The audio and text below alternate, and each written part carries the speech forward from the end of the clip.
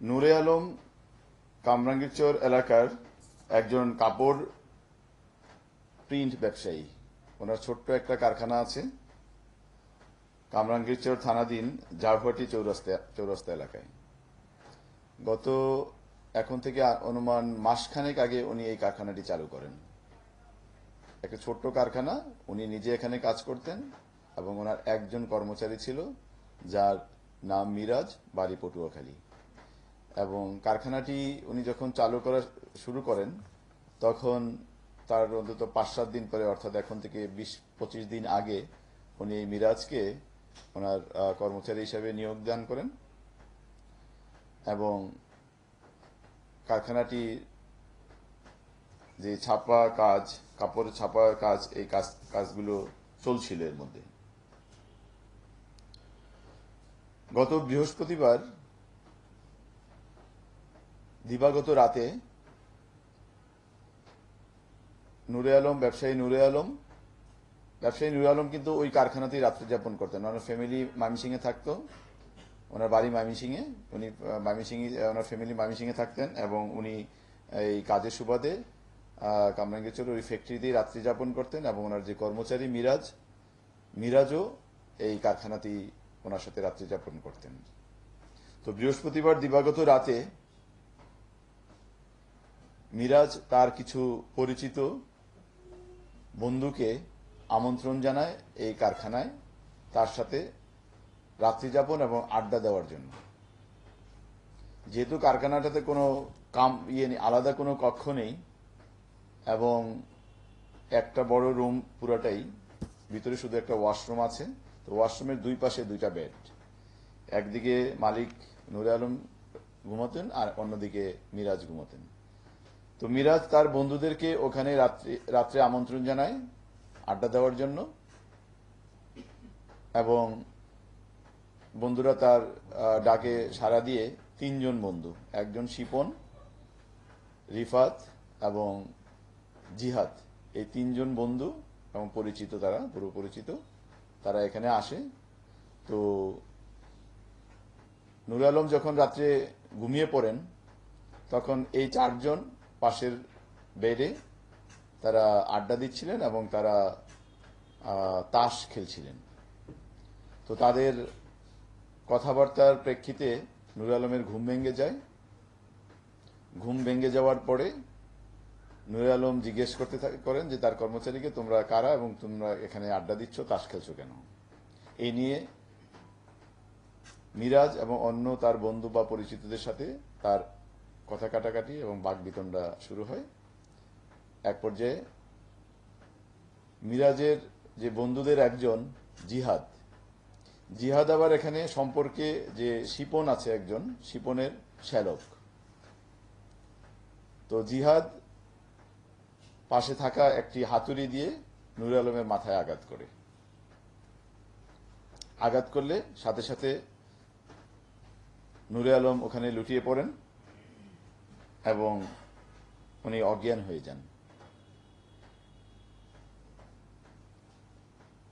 ঘটনার সাথে সাথে মিরাজ এবং শিপন এবং তার শ্যালক জিহাদ ঘটনাস্থল ত্যাগ করেন। তখন মিরাজ এবং রিফাত ওখানে অবস্থান করেন এবং তারা পরীক্ষা নিরীক্ষা করে দেখেন যে ওনার শারীরিক অবস্থাটি তাদের মতো করে। তাদের পরীক্ষায় দেখা যায় লোকটা শ্বাস প্রশ্বাস বন্ধ হয়ে গেছে, অর্থাৎ উনি মারা গেছেন, এটা তাদের ভাষ্য অনুযায়ী।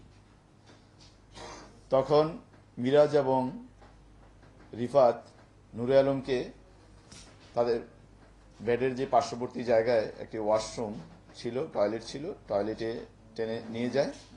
টয়লেটে টেনে নিয়ে যেয়ে তার মুখে স্কচ টেপ দিয়ে বন্ধ করে দেয় এবং তার ভাষ্যমতে তখন সে মারা গেছে।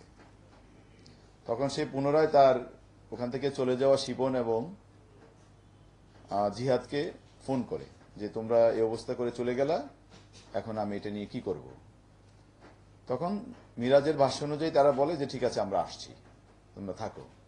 তো তারা আসার 15-20 মিনিট বা আধা ঘন্টা সময় নেয়। এই সময়ের মধ্যে মিরাজ এবং রিফাত ওই রুমে দুইটা চাকু ছিল, গৃহস্থালিতে ব্যবহৃত হয় এরকম চাকু।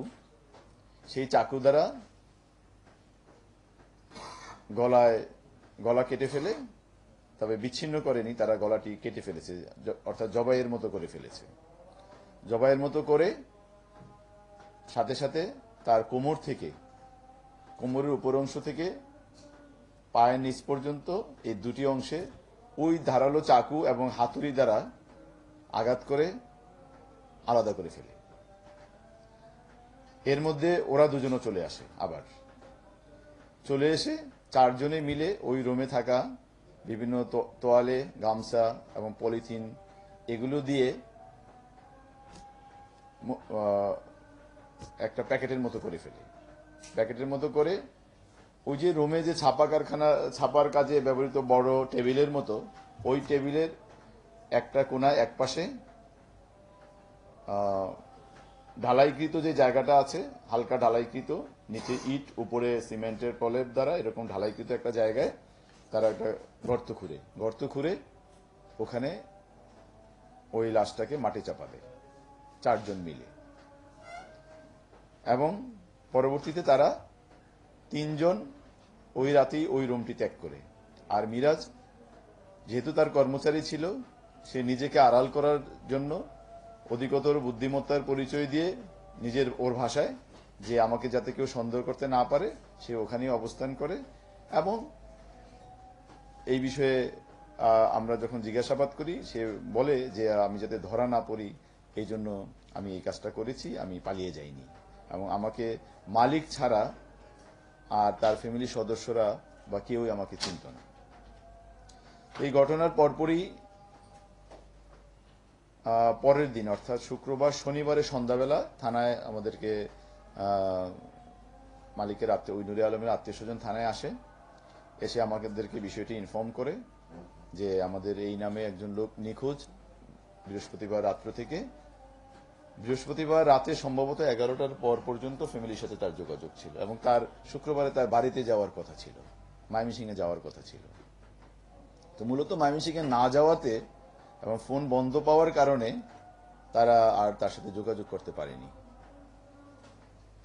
তো শনিবারে সন্ধ্যার পরে থানায় তার আত্মীয় স্বজন যোগাযোগ করে যে আমাদের আত্মীয় এই নাম, তাকে আমরা পাচ্ছি না, তার ফোন বন্ধ, সে বাড়িতে যাওয়ার কথা ছিল, সে নিখোঁজ, আমাদেরকে একটা অভিযোগ দেয়। তো অভিযোগের প্রেক্ষিতে আমরা বিষয়টি অনুসন্ধান শুরু করি, এবং অনুসন্ধানে আমরা আসলে শুধু রিফাতের সাথে তার ফ্যামিলির বাইরে অন্য যাদের সাথে যোগাযোগ করেছে এরকম একজন শুধু মিরাজে, অর্থাৎ যে তার যে কর্মচারী ছিল, এই কর্মচারী কি পাই, আর কারোর সাথে তার যোগাযোগ হয়েছে এরকম আমরা আর পাচ্ছিলাম না। পরবর্তীতে আমরা আশেপাশের সিসি ক্যামেরা এবং স্থানীয় লোকজনের জিজ্ঞাসাবাদ এবং মিরাজের মোবাইল, এই বিষয়গুলো যাচাই বাছাই করে আমরা ওই তিনজনের ওই রাতে ওখানে, অর্থাৎ বৃহস্পতিবার রাতে ওই ফ্যাক্টরির আশেপাশে আনাগোনা করা, আসা যাওয়া করা, এই বিষয়গুলো সন্ধান পেয়ে মিরাজকে আমরা বিষয়ে অধিকতর জিজ্ঞাসাবাদ করি। তো জিজ্ঞাসাবাদে মিরাজ ঘটনাটি এক পর্যায়ে আমাদের কাছে স্বীকার করে, এবং সে বলে যে চারজন মিলে তারা এই কাজটি করেছে, এবং ঘরের যে ছাপা কারখানার যে জায়গাটিতে তারা পুঁতে রেখেছিল সেই জায়গাটি আমাদেরকে দেখায়, এবং তার শনাক্ত মতে, ওই জায়গাটি শনাক্ত মতে গতকালকে বিকালের দিকে আমরা ওখানে তার লাশ উত্তোলন করি, এবং আত্মীয় স্বজন অর্থাৎ নুরে আলম যে ভিকটিম, তার আত্মীয় স্বজন এই লাশটিকে তাদের আত্মীয় লাশ অর্থাৎ নুরে আলমের লাশ বলে শনাক্ত করে।